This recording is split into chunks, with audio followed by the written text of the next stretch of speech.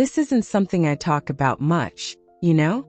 How easily a life can get redefined by what others decide you are. My name's Aimee, and for what felt like forever, I let my family's opinion of me just sit there heavy and quiet. But when the dam finally broke, it wasn't some loud explosion. It was more like watching the tide slowly, deliberately pull away, leaving everything exposed.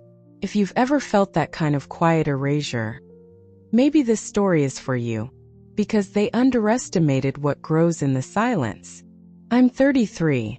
I live up in a cozy little attic apartment in an old Victorian house, one of those places with slanted ceilings and dormer windows, right here in Denver.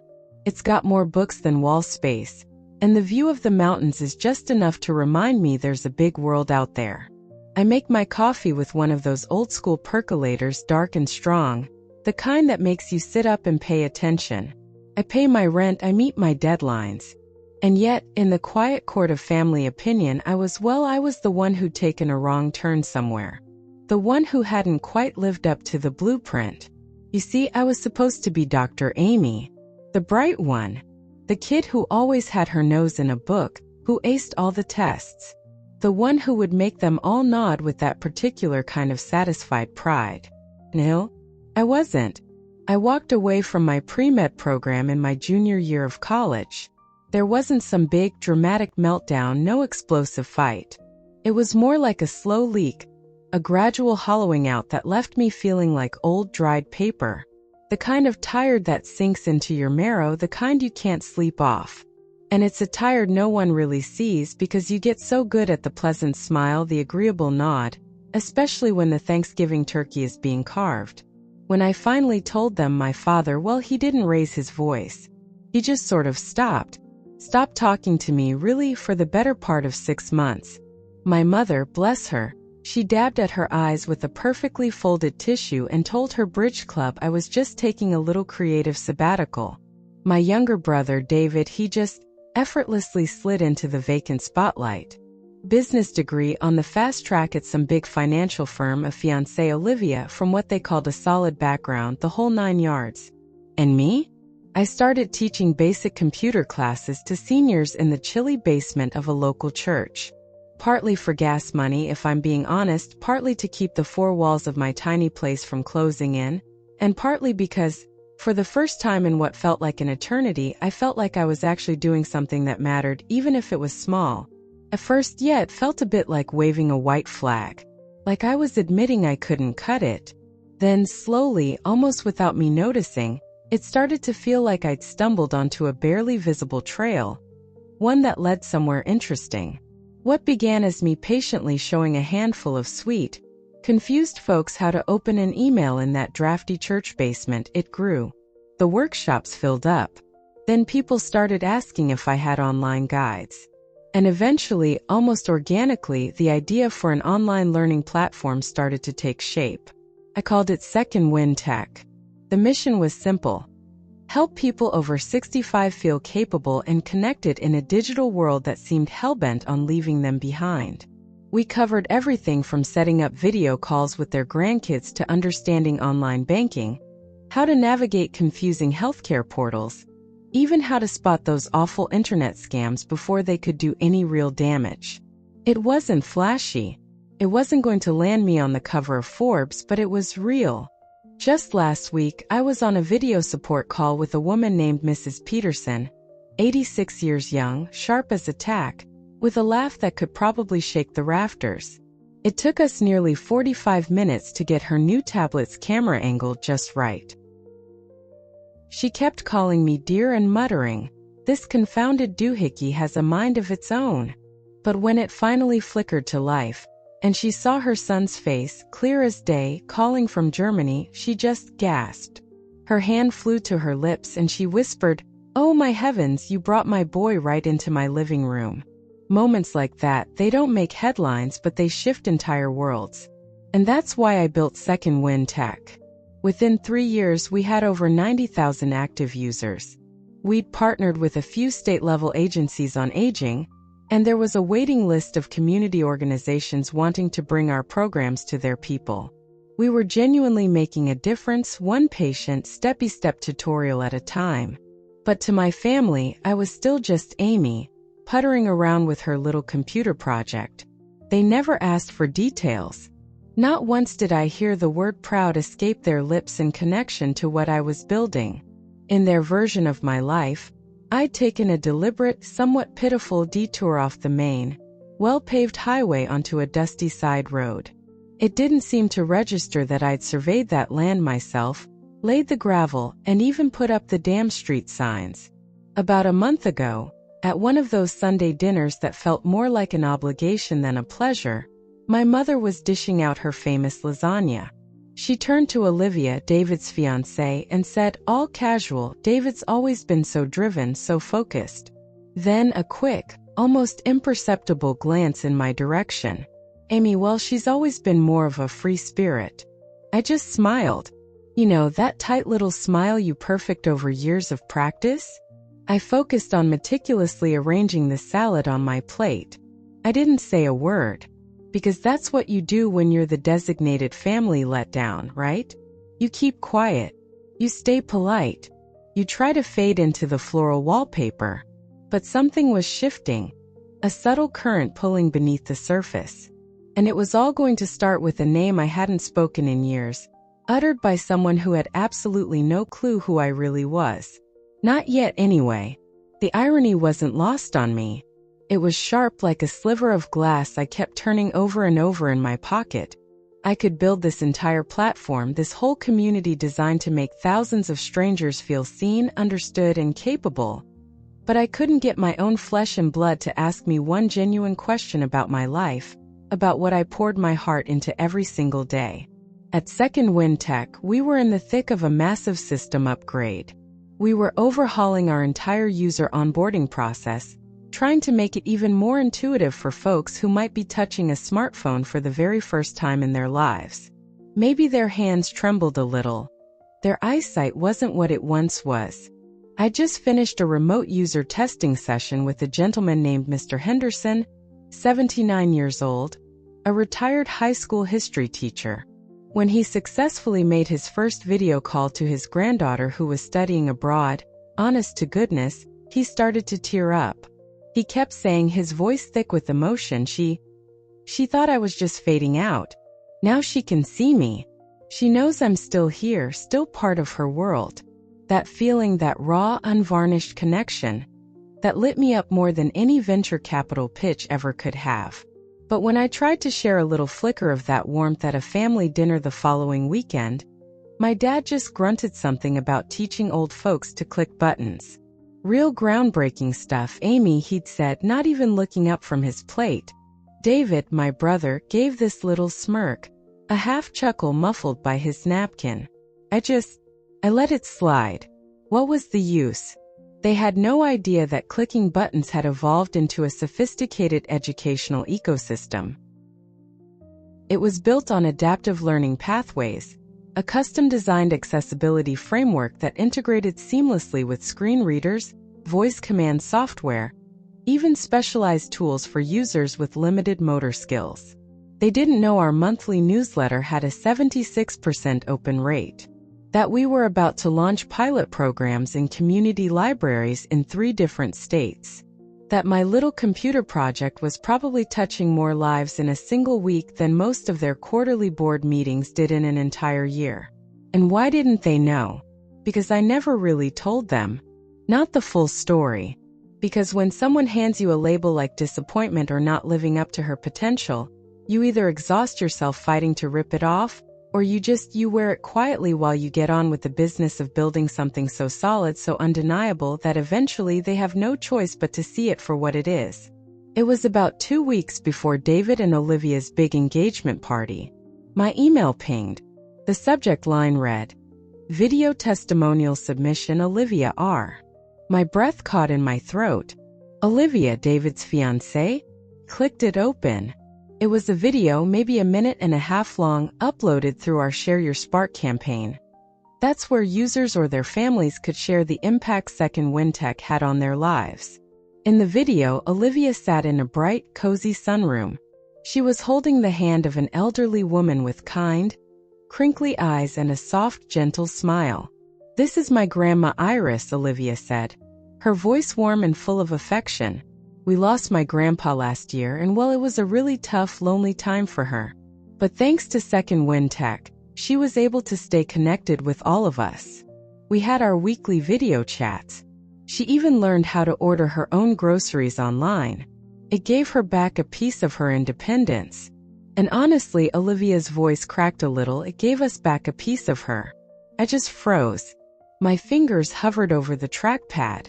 Olivia had no idea. She didn't know that Aimee, who was David's free-spirited sister, the one who did that computer thing, was also the Aimee behind Second Wind Tech. She just knew this platform had helped her beloved grandmother. I watched the video again, and then a third time. Grandma Iris looked right into the camera at the end, her gaze direct and full of a quiet warmth. "Thank you, Aimee," she said, her voice a little frail but clear as a bell. "You helped me feel like a person again." That night my mom called. "Now don't forget, Aimee, the engagement dinner is this Saturday. We want everything to be absolutely perfect." "I'm not sure if I can make it, Mom," I said, the words feeling heavy and untrue, even as I spoke them.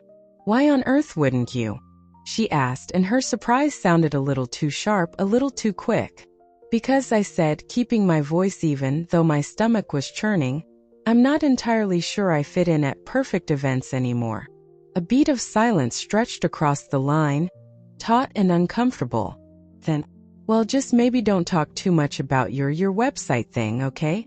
Olivia's family, they're very distinguished professional types, you know. Doctors, lawyers." I almost laughed. It was a bitter, hollow sound that caught in my throat. "Got it, Mom," I said. No mention of the button-clicking business. She didn't catch the sarcasm. Of course she didn't. I hung up and just stared out my attic window, watching the Denver city lights blur in the evening haze. My own mother had no idea that her future daughter-in-law had just publicly, emotionally, thanked me for giving her grandmother a lifeline. And I wasn't going to say a word. Not then. Because sometimes the truth has a way of making its own entrance, doesn't it? On its own terms. The week of the engagement party, I didn't even glance at the RSVP card they'd sent. I knew what they expected. Show up, plaster on that polite, strained smile, find a quiet corner, and be the living embodiment of a faded family photograph. Present, but easily ignored. I told myself I wasn't going for them. I was going for Olivia, and for Grandma Iris, the woman who said I'd helped her feel human again. That was a debt I felt, a connection that mattered more than their carefully constructed narratives about who I was or wasn't. Just the weekend before, at a family get-together at a local park's picnic area. One of those things you can't really get out of. Aunt Susan asked me, loud enough for my mother to overhear from the potato salad bowl, "So, Aimee, still fiddling with that little internet project of yours?" I just smiled, nodded, and took a large bite of my hot dog to keep from saying what I really thought. My mom, standing right there, didn't correct her. Didn't mention the staff I now managed, or the user numbers that were climbing steadily, or the grants we'd secured from actual serious foundations. She just offered Aunt Susan another helping of coleslaw. And I stood there, paper plate in hand, feeling myself shrink just a little bit more. Never again. Not for them. Back at the Second Wind Tech office, which was really just a couple of rented desks in a shared office suite above a bustling cafe, we were on the verge of finalizing a major partnership with the Colorado State Library System. Second Wind Tech was going to be piloted in 12 rural branches, places where reliable internet was still a patchwork dream, and the senior population often felt completely adrift. It was huge. It was meaningful. It was undeniably real. Meanwhile, at home, my mother was forwarding me emails with subject lines like, "Appropriate attire for Saturday." Inside were links to pastel-colored dresses and a pointed little note. "Nothing too avant-garde, dear. Something feminine for a change." I stared at the email. My mother's attempts at control, especially over daughters who stubbornly refused to be painted into her preferred corners, were legendary. Friday, the day before the party, I met our newest intern, a bright young coder named Ben, at a quiet corner in a university library cafe. Ben was maybe 20, whip-smart, and full of fascinating questions about designing user experiences for aging populations. As we were deep in a discussion about font legibility and color contrast ratios, a woman from the table next to us leaned over. "Excuse me," she said, a hesitant smile on her face. "I'm so sorry to interrupt, but are you Aimee from Second Wind Tech?" I blinked, completely taken aback. Yes, I am." "Oh my goodness," she said, her smile widening.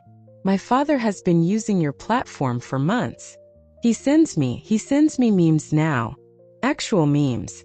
I didn't even know he knew what a meme was." Ben looked at me, his eyes wide like I just sprouted a pair of wings. "You didn't tell me you were, like, famous." "I'm really not," I mumbled, feeling a flush creep up my neck. But the truth was, it was starting to happen. More emails from grateful users, more testimonials like Olivia's, a couple of podcast interview requests. A quiet, steady hum of recognition building, just outside my family's very narrow, very specific field of vision. I wasn't invisible. Not really. I was just unseen by them. That night, sleep was impossible. I kept replaying Olivia's video in my mind. The genuine affection in her eyes when she looked at her grandma Iris, the sincerity in her voice. She didn't know me from Adam, not personally, but she'd placed her trust in something I'd built, something born from my own ashes of perceived failure and quiet reinvention. And that trust, it felt different. It was pure. It was earned. It was completely, undeniably real. Unlike the conditional approval I'd spent years trying to wring from people who seemed determined to look right through me. Around 3 in the morning, I finally got out of bed. I went to my closet and pulled out a dress. Not pastel, not something feminine in the way my mother meant. It was a deep forest green, sleeveless, with clean, elegant lines. Simple, understated, and entirely me. I copied Olivia's testimonial video, and the one of Grandma Iris, onto a small, plain USB drive. Not to show anyone, not to make some grand, dramatic gesture. Just to carry a small, private reminder that sometimes the ripples we create travel much farther than we think, reaching shores we've never even seen. And sometimes, just sometimes, pulling back the people who thought we drifted away for good. The engagement party was held in an elegant, historic hotel ballroom downtown. Lots of polished marble, crystal chandeliers, and waiters who moved with a silent, practiced grace. The kind of place where the air itself felt expensive. I arrived 10 minutes early. It's a nervous habit being early. My mother spotted me from across the room, and her perfectly composed face registered a flicker of something. Surprise? "Oh, Aimee, you came. You asked me to, Mom," I said, keeping my voice neutral. "Well, I'm glad." She wasn't. I could see it in the slight tightening around her eyes, the way her smile didn't quite reach them. Her gaze flicked to my forest green dress, lingering for just a second too long, as if cataloging its quiet defiance. I found my assigned seat near the end of a long, linen-draped table, far enough from the center of attention to be comfortably out of focus, just how they preferred me. David and Olivia made their entrance about 15 minutes later, all beaming smiles and radiant happiness. Olivia was lovely, genuinely warm. She went around hugging everyone, and when she got to me, she gave me a quick, friendly embrace. No sign of recognition. Not yet. Why would there be? The evening progressed as these things usually do. Speeches were made. Champagne was toasted. David's boss, a man with a very expensive watch and an even more expensive suit, stood up and said something suitably congratulatory that probably involved synergy and leveraging assets. Olivia's father talked about family legacy and enduring partnerships. I just nodded along, sipped my water, and perfected my role as the quiet, unassuming wallpaper. Invisible again. Until dessert. Until Olivia, who was seated a few chairs down, leaned over, a polite, curious expression on her face. "Aimee," she said. her voice carrying easily in a momentary lull in the conversation. I've been meaning to ask, what is it you do again? It was like a record scratch. The ambient chatter around our section of the table just faded. My mother, I saw out of the corner of my eye, visibly stiffened. Her wine glass paused halfway to her lips. I took a slow sip of water. I run a company, I said, my voice calm even. We develop and manage an online learning platform focused on digital literacy for older adults. Olivia blinked. Wait, like online courses? It's a bit more than that, I said. We build adaptive learning systems designed for long-term engagement. Our specialty is accessibility. Things like integrated screen readers, large print navigation, voice-activated commands, tools for users with limited dexterity. Olivia was staring at me now. Her brow furrowed in concentration. What's it called? Second wind tech, I said. Her eyes widened. Her fork, laden with a piece of chocolate torte, clattered softly onto her china plate. No, you're kidding me. Your second wind tech? I gave a small, almost imperceptible nod. I founded it, yes. Her hand flew to her mouth. She looked at David, a shocked, almost bewildered expression on her face, then back at me. You're the Aimee? The Aimee from Second Wind Tech? The founder? The one who does those Share Your Spark videos? The room hadn't just quieted down. Felt like it had stopped breathing. My mother's fork was still suspended in midair. My father seemed to be intensely studying the intricate pattern of his dessert plate. My grandma Iris. Olivia's voice was a little shaky now. She used Second Wind Tech every single day until she passed. Your platform, it helped her video call our family every Sunday without fail. You gave us so much more time with her. I even submitted a video testimonial for your Share Your Spark campaign. I offered a gentle smile. I know, Olivia. I saw it. It was beautiful. It meant a great deal to us. Olivia pushed her chair back and stood up, her eyes shining with unshed tears. Why didn't you say anything? I shrugged. A small, simple movement. It never seemed like the right time or place. She turned to the rest of the table, her voice ringing with a sudden, fierce conviction. I don't think any of you understand. This woman, Aimee, she gestured towards me, she built a nationally recognized program from nothing. From an idea. She's been featured by major philanthropic foundations. She's partnered with state agencies. She is literally changing lives. Aunt Susan, the one from the park picnic, let out a little gasp. Uncle Michael cleared his throat loudly. My father was now staring fixedly into his wine glass, as if it held the secrets of the universe. My mother opened her mouth, then closed it again, a strange, unreadable expression on her face. Olivia wasn't finished. I can't believe I'm actually meeting you. You helped my family so much. My grandma, she never thought of herself as tech-savvy. But after using your site, she felt smart again. She felt connected. Olivia slowly sat back down, still looking a bit dazed, her gaze fixed on me. David leaned towards me, his voice low, almost a whisper. I had no idea, Aim. No idea it was this. You never asked, I said, not unkindly, just stating a fact. My voice was quiet, but it carried in the sudden, profound stillness. Silence. But this time it wasn't the cold, dismissive silence I was so used to. This was different. This was the silence of recalculation, of dawning awareness. This was awe. The rest of the evening unfolded in a kind of surreal, altered reality. The undercurrent of whispers started up again, but this time they weren't behind my back. They were about me, curious, impressed. Suddenly, impromptu toasts were being amended to include Aimee's incredible work. My mother sat ramrod straight, unnervingly quiet, like her internal operating system was undergoing a massive, unexpected reboot.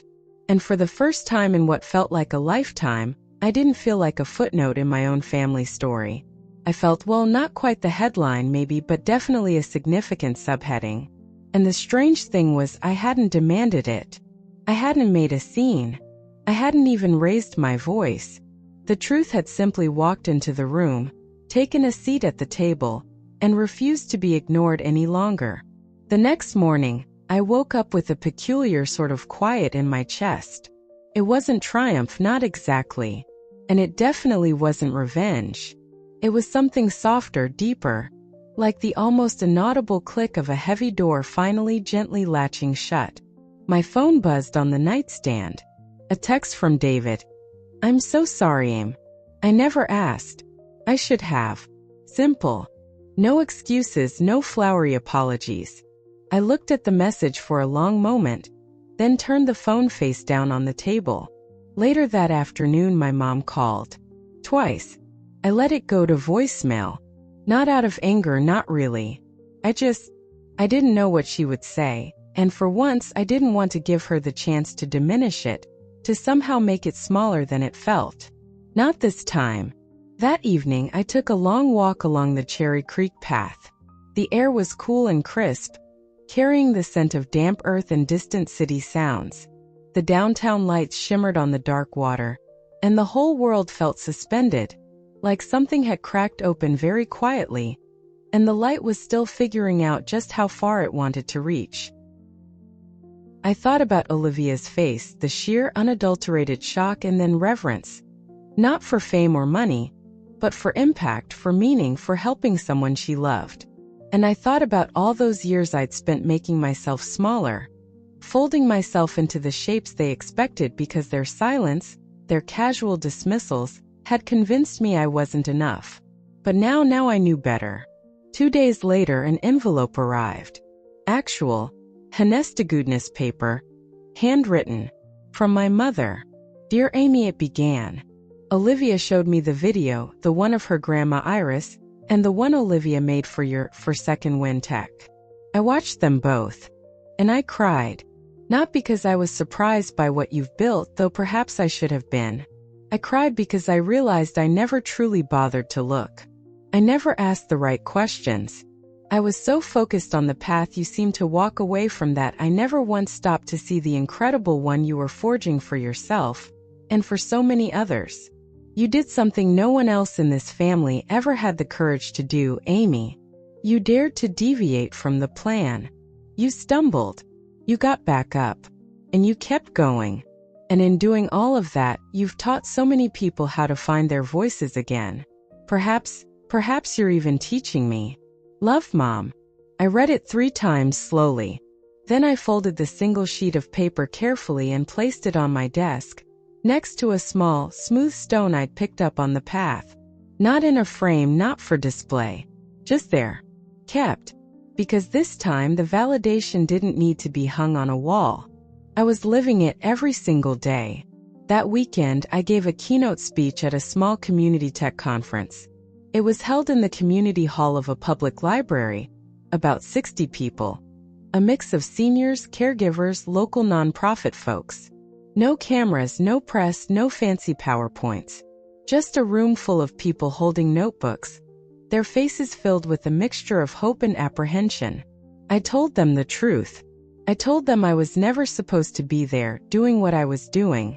I was supposed to be someone entirely different, living a life someone else had designed.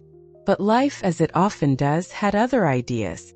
And I'd finally learned to stop arguing with it. When I finished, the room rose to its feet. They applauded. And it wasn't just polite. It was warm, genuine. I didn't cry, but I did smile. A real smile.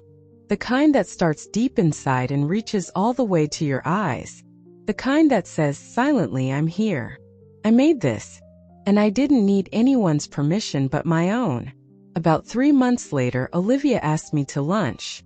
Not as David's sister, but as Aimee, the founder, the woman who'd taken a spark of an idea and fanned it into a quiet, steady flame. We met at a sunny patio cafe, light streaming through the leaves of an overhead trellis. She was already there, a friendly wave, a notebook open beside her half-finished latte. "I've been doing some thinking," she said, after the initial pleasantries. "There's a foundation I do some volunteer work with. They specialize in funding social impact startups, particularly those led by women. I showed them your work, Aimee. Second Wind Tech. She slid the notebook across the table. It was filled with notes, contact names, potential funding avenues. If you're thinking about scaling up, about reaching even more people, I think they can help. I looked at her, at the earnestness in her eyes. Olivia, you don't owe me anything. She shook her head, a small, firm gesture. This isn't about debt, Aimee. This is about belief. You gave my grandma Iris something precious, a connection, a sense of worth in her final months. I want to see how far your light can reach. And for the first time in a very, very long time, I let someone believe in me, fully and openly, without flinching, without deflecting, without feeling the need to apologize for taking up space. That summer, Second Wind Tech launched its first truly nationwide initiative. We called it EmpowerNet. It involved workshops in public libraries from Maine to California, setting up dedicated training hubs in underserved community centers, and offering free access programs for veterans and low-income seniors. We hit 250,000 active users. I got an email one afternoon from a 92-year-old woman in rural Montana. Dear Aimee, it read in a slightly shaky, oversized font, your Second Wind Tech platform helped me figure out how to apply for my very first passport online.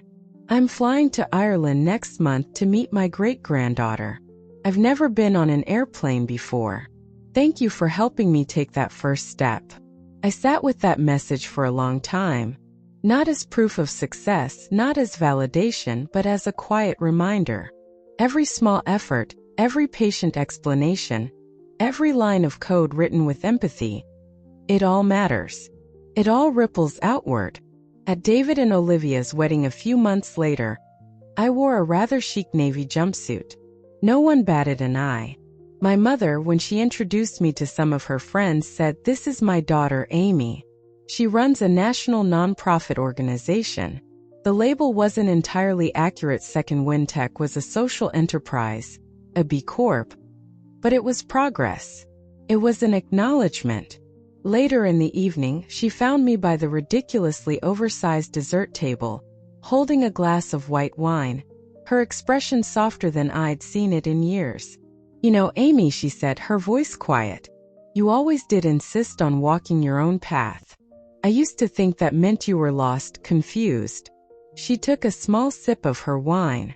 Now I'm beginning to see you weren't lost at all. You were just walking ahead of the rest of us. We didn't hug. We weren't really a hugging family, not like that. But we stood there side by side for a comfortable moment, longer than we probably ever had before. And somehow that felt like enough. Later that night, I was standing under a canopy of twinkling fairy lights, watching people laugh and dance.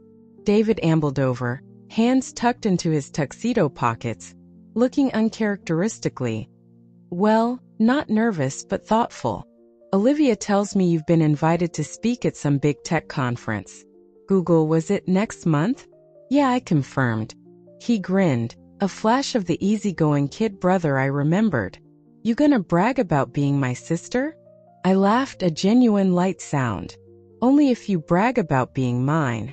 He chuckled. Deal. And just like that, some old invisible tension between us seemed to ease, to loosen its grip. 6 weeks after the wedding, I sent David and Olivia a small, unassuming package. Inside, there was a handwritten note and another one of those plain USB drives. On the drive was a custom-configured version of Second Wind Tech, specifically designed for the assisted living facility where Grandma Iris had spent her final, precious years. Lifetime access for all their residents, no fees, full tech support on the house. I didn't tell anyone else. There was no press release, no social media post, no attempt to take credit. Just a simple note with the package that read, "Some connections are strong enough to outlive even our deepest misunderstandings. Thank you for helping your grandma find her voice, and for helping me find mine." Olivia called me the next morning. She didn't speak for a few moments when I answered. I could just hear her breathing, a little ragged on the other end of the line. Then finally a whispered, tear-choked, "Aimee, you didn't have to do this." I smiled, though she couldn't see it. "I know," I said softly. "That's precisely why I did." Back in my little attic apartment, I printed out a quote I'd come across somewhere. Just simple black text on white paper. I taped it to my refrigerator door, right next to a slightly lopsided pottery magnet a grateful second wind tech user had sent me. It said, "They'll tell everyone you gave up, that you failed, that you took the easy way out. Until one day they'll quietly ask you how you did it." No signature, no dramatic flourish. Just truth. And beneath it, my own reflection in the stainless steel door, looking back at me, smiling, solid scene. Because this time, the light wasn't coming from somewhere else, or from someone else's approval. This time it was mine. It had been all along. It's funny, isn't it? How sometimes the quietest truths end up making the most noise. Not in a way that shatters things, but in a way that clarifies, realigns. Looking back, it wasn't about proving them wrong. It was about proving to myself that my path, the one I carved out, was valid, was meaningful. That feeling of quiet strength, of knowing your own worth. That's the real victory. It doesn't always come with fireworks. Sometimes it's just a steady, warm glow from within. If this story hit close to home for you, I'd love to hear yours. Drop a comment below. I read every single one. Your experiences matter, and sharing them can be a lifeline for someone else. If you found a bit of strength here, consider subscribing. There are so many more journeys to share, and I'd love for you to be a part of this community. And if you'd like to support the channel through super thanks, thank you. Sometimes giving back is a quiet way we heal ourselves too. Until next time, take good care of yourselves and remember that your voice, your story, it has its own unique power.